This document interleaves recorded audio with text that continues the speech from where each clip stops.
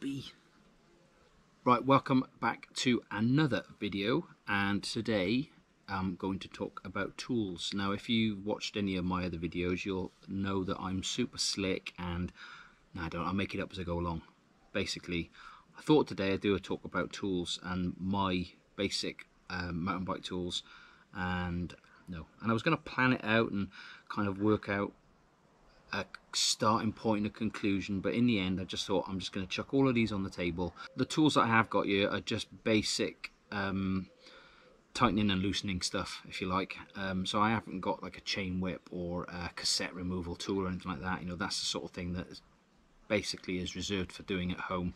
Most of this is just the basics. I mean, there are some tools that you wouldn't carry on your bike necessarily, but yeah, basically multi-tool orientated. When you first get a bike, mountain bike, whatever it might be, you go and buy yourself a multi-tool, and my first one was this Topeak 9. It's a super small, cute little thing, and it has, as the name suggests, it's got 9 functions on it. So all the basic standard hex sizes. So you get an adapter typically to go up to 8. All the basic hex sizes, plus a Phillips and a Torx, and don't ask me what size it is because I can never remember what these are. T20, a T20 Torx, there you go. Really nice, real handy, and you probably end up, when you buy your first bike, you put this in your saddlebag or something and you think, yeah, great, that's handy. It's okay, but as soon as you have to start adjusting your limiting screws on your derailleur or something, you rapidly find out that some of these are just not long enough. I mean, look at the length of that. I mean, by the time this is like a centimetre long, just pretty small. So rapidly you'll move up to something a bit more substantial like this one. I can't remember the model name, if I'm honest, but this is a pretty standard one from Topeak, and you've got all those typical 9 tools that you'll see on the other one. It's also got a flat head on there as well, and then you have a few extras when you get up to this size. So it's got a chain braking tool on here and some rather pointless tie levers. As you can see, they snap quite easily, but the one doubles as the wrench to turn this, as the handle, sorry, to turn the chain braking tool. So that's why that stays on there, and also this metal isn't actually very comfortable to hold, hence those stay on there. So yeah, so you move up to something like this, and that's quite nice. And I've, as I've just suggested, I do take this out everywhere. This one lives in my bag all the time, and it's pretty good. When you're working on stuff at home, you got your bigger ones for when you need to do your cranks and stuff like that. So this pretty much will cover most things. Although even this is still, you'll find there's a few oddities. Again, typically changing things on your derailleurs or something like that, and this can cause a bit of a problem sometimes, but haven't quite been caught out yet. What I did find was this one from Chain Reactions. This came free with my Vitus, I think. Yeah, I think it probably did. It came free with my Vitus. Every tool on here has got a nice, perfect length on it, and you can reach everything. So if I'm fiddling around with the bike at home, I can honestly say this free tool from Chain Reactions I've probably used more than anything else. Really good, perfectly useful for playing around with at home and tinkering with the bike at home. And if I do need to do anything with the chain at home, I bought myself a proper park tool, chain braking tool. I've only actually used this one once while out, but the fact that I've had to actually use it once means that I will make sure I always take one with me now.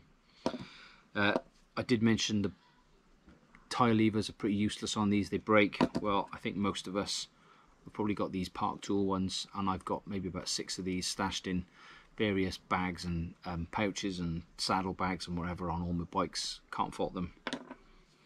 So last year I bought one of these. So this is a Topeak survival gearbox, and being a typical bloke, I like the idea of some gadgets and some toys, and this one being in a toolbox kind of style. I really like the idea. Oh, that's fallen out. I really liked it. I think I paid about £23–24 for it, something like that. You can buy them today for that sort of price, and I'll put some links below. Again, I've hardly used it. So what's good and what's bad about it? Well, it's got everything that you need really for doing basic bike tweaking, and then this spanner here, you can see, it's got all different sorts of spoke sizes for working on whatever, Shimano, Mavic, whatever. There's even a much bigger spanner in here. I don't even know what that's for. I haven't got any bolts that size on my bike, so any nuts, sorry, I haven't even got any nuts on any of my bikes that's for. So if anybody knows what these 10 and 8mm spanners are for, then please let me know, because I've absolutely no idea. So if I was to take this out with me, I would probably leave that at home. I would more than likely leave that at home.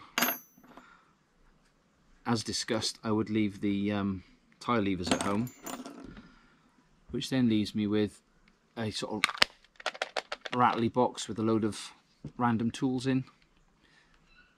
It's got some useful features. So this little removable bit here, you can put your spare chain links.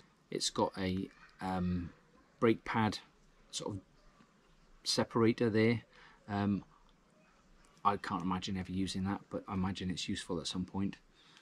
So lots of different features in here. What I did like about it is the fact that if you get a multi-tool out like this, this is going to be able to reach most places, although as you can see, you have to sacrifice the tool on that end. Is not going to reach into a tiny gap like this one will. That can obviously reach further than that end. What I do like is the chain tool, which kind of,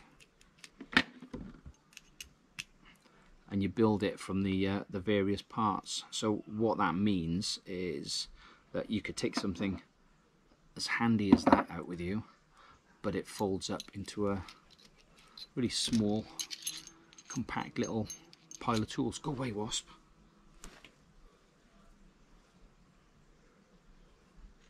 He's coming back. I think I got him.